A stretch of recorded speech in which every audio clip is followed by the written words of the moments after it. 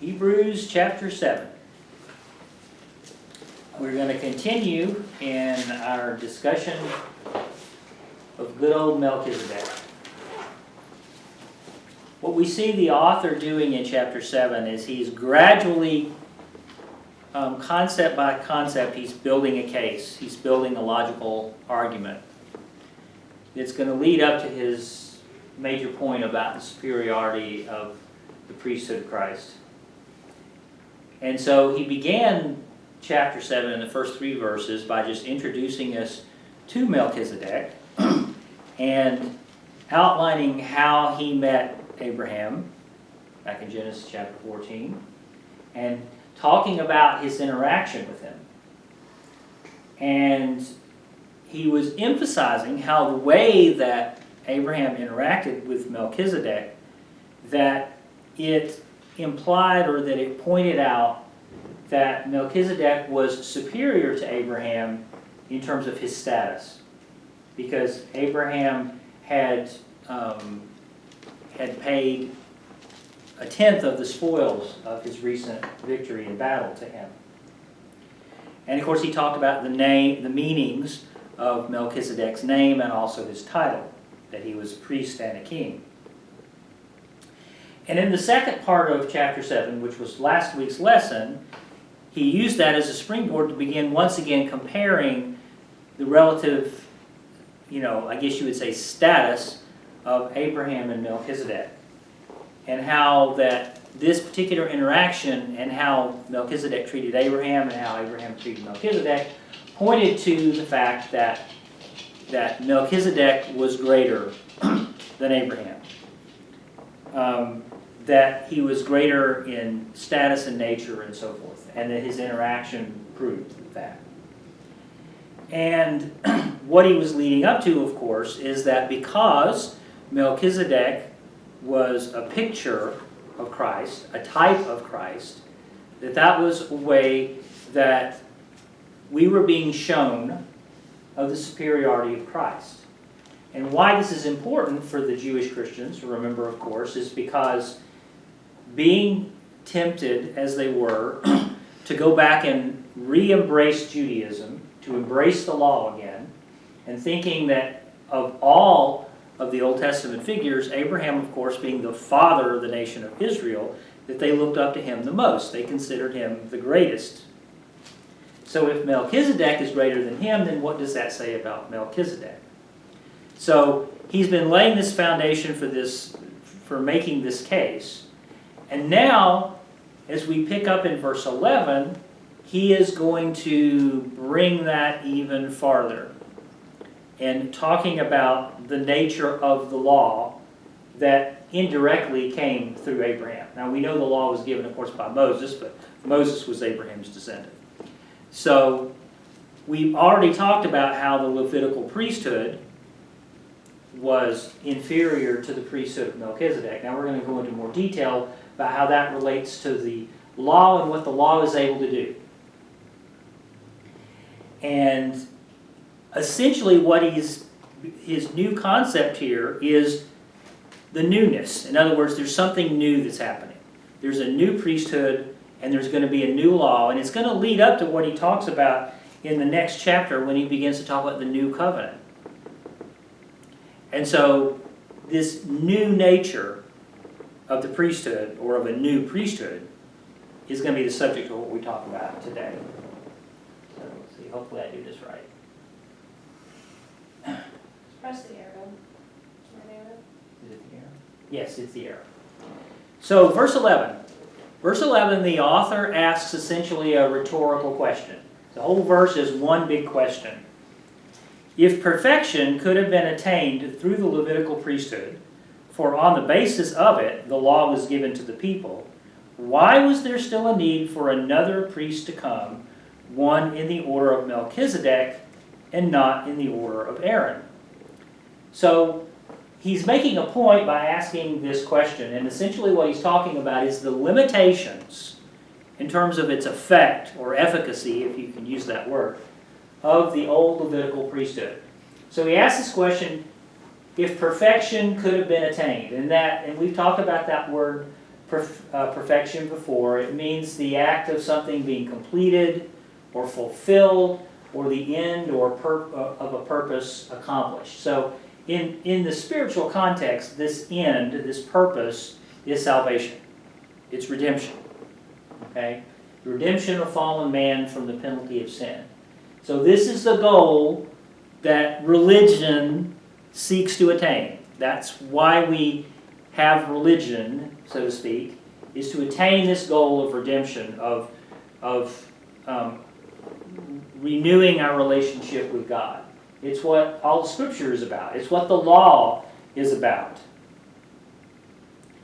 So if perfection could have been attained through the Levitical priesthood, so asking this question, he's essentially wanting his readers to, in their minds, ask the question, can the work of this human priesthood fulfill that need or accomplish that goal of redemption? And he's going to keep hammering on this because he's going to come back later in this chapter and talk about, the limitations of that Levitical priesthood, the fact that the priests had to keep going back year after year to offer for the sins of the people and for themselves. So this limitation of the Levitical priesthood is a recurring theme through this whole section.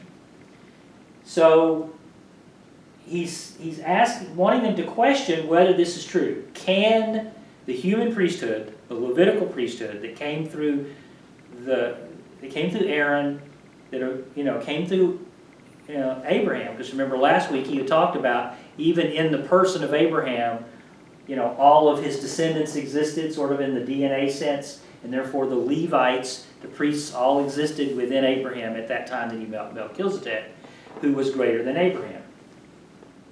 So can this Levitical priesthood that ultimately came through Abraham, can it save us? Can it redeem us? Can it accomplish this purpose, perfection? That is the completion of our goal of renewing, the separation between humankind and God that happened when sin entered into the world. For he says, he gives us this little parenthetical, for on the basis of it, the law was given to the people. That is, the purpose of the law, the reason God gave it to Moses to give to the people was that they might know God. He gave the law to the people because when they came out of Egypt, they did not really know God. I mean, they knew they were Hebrews. They knew that they were the children of the Hebrew God, but they really didn't know, being raised in Egyptian slavery, really anything about God. So when they went out into the wilderness after they were rescued from slavery, God gave the law to Moses to give to the people so that they could learn His nature, His will, His purpose for them, and His expectations for them. And that was the purpose of the law, was to make them His people. Okay? So the whole basis of the law was then to achieve this perfection for God's people. So that's the question that he is asking. So if that's true, okay, if it is true that that could have happened, that the Levitical priesthood could have achieved that goal of perfection, then why was there still a need? The author's making the case that the law was not enough, that it was insufficient, that the Levitical priesthood, the human priesthood, was inadequate to achieve that goal of perfection. It could not fulfill the need for the purpose of the law. Even after the law was given, the need still exists. It was inadequate. There was still a need for another priest to come. And when he says another, he's not just talking about the next one in line in a genealogy sense. He means another of a different kind, another of a different nature. The nature of this continued need meant that there had to be another kind of priest. The Levitical priesthood could not accomplish the purpose. could not meet the need. Therefore, we still need a priest. There still has to be a high priest. There has to be a go-between between man and God. But it couldn't be the Levitical priesthood because they were inadequate. So there had to be another kind of priest, someone who did not need to offer for their own sins. Someone who didn't need to keep going back year after year offering the blood of bulls and goats. There had to be someone whose priestly work could actually fulfill the need and the requirement. The law that God gave through Moses to the people was to say, you need to be perfect. Well, the human priesthood could not make us perfect. That was clear if you looked at their behavior. It was obvious that it was not working. So there needed to be a priest who could meet that need, who could fulfill that need, who could work on our behalf before God and make us holy before God. So it had to be one of a different order. Not the order of Aaron, but the order of Melchizedek. Clearly, the order of Aaron was not sufficient. Like I said, he's going to go into more details about that starting in verse 27. That's what I was referring to when he talks about the reason that the Levitical priesthood or the Aaronic priesthood, because he was of that tribe, that it's why they were inadequate. But for now, he just wants us to realize there has to be a different order. There has to be a different kind of priest. It must be a new order, a new priestly order. Because the other one was not working. So, the result of that, he tells us in verse 12, if there has to be a new kind of priesthood, the result of that is that there's going to be a new law. Verse 12. For when there is a change of the priesthood, there must also be a change of the law. So the author here is making the next logical argument. If we accept that there has to be a new order of priest because the old order of the priest did not achieve the goal, there's a new priesthood, a new order, then something else has got to change. Because remember, the Levitical priesthood was established how? It was established through the law. The law is what created the Levitical priesthood. So therefore, if we've got a new priesthood that's not related to the Levitical priesthood, then we've got to have a new law. Which means the law of Moses is inadequate. So if there's now a new priesthood, the logical conclusion is that there's a new law. Now he's going to go into this again in more detail. He's just giving us a preview now. Chapter 8, specifically verse 8 and following, because this is when he talks about the new covenant. The new covenant is essentially the new law. So he's going to go in more detail about that then. But he's giving us the preview now that it is obvious that it's a necessity. The priesthood, the Levitical priesthood, was tied to the Mosaic law. So if we've got a different priesthood that's not the Levitical, there must be a different law. So that's his next logical point. So he tells us now in verses 13 through 17, he gives us some distinctives about this new priesthood. He starts off by saying, he of whom these things are said.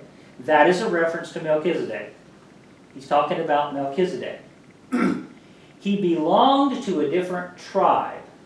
No one from that tribe has ever served at the altar. So you see, remember, at the point that Abraham met Melchizedek, we didn't have the 12 tribes in existence yet. At that point, they didn't exist. Melchizedek was not related to Abraham. He was of a different line completely.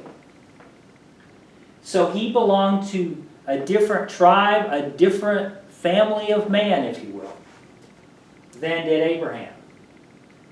And he says, no one from that tribe, that is the tribe that Melchizedek came from, has ever served at the altar of God. The priesthood that was initiated by the law of Moses descended from a very specific tribe, specifically the tribe of Levi. That's why they're called Levites, or the Levitical priesthood. No one from Melchizedek's ancestry ever served at that altar. But, as he said, the ones who did serve at that altar were insufficient and inadequate to the task. So that's why there's this new priesthood. And here's the other interesting thing. He said, it is clear that our Lord descended from Judah. Now here we have, once again, the comparison with Christ. How he's saying that his talks about the nature of Melchizedek are a picture of Christ. So he's been talking about the Messiah being our great high priest.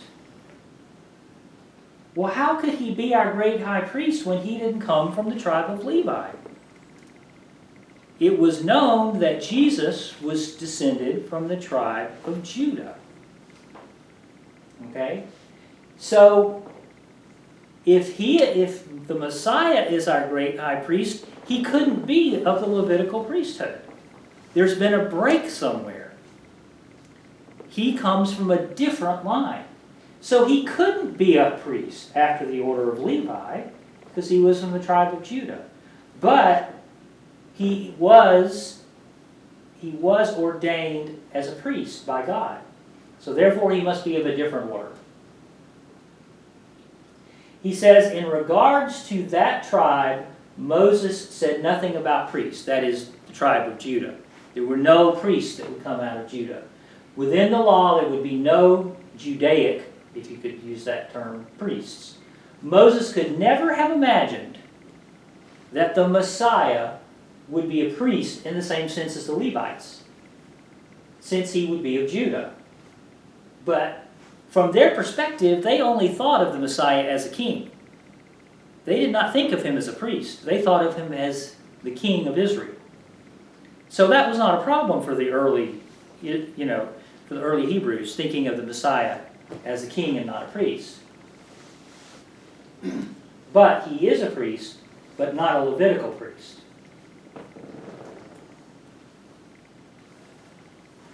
So, he says, in verse 15, and what we have said is even more clear if another priest like Melchizedek appears. In other words, if the Messiah, who is another priest, takes on the role of high priest, but not of Levi, it just proves the point that it is a new kind of priest and a new kind of law. In verse 16 he says, one who has become a priest not on the basis of a regulation as to his ancestry, but on the basis of the power of an indestructible life. Why is this important? Because when you go back and you look at the Levitical priests, when someone became a priest in that line, it was not because they were a good person. It wasn't because of their holiness. It wasn't because they were sovereignly chosen by God. It was not because they had any special skill or any special abilities to say that person should be a high priest. The only reason they were a high priest was because who Daddy was. It was all genealogical. It was all of the flesh. The only reason that you were a Levitical priest is because your father was a Levitical priest. And then your son will be a Levitical priest. It was all genealogy. That's all it had to do with. However, this great high priest, the Messiah, would not be just based on DNA. It will be based on his eternal nature and character of Christ.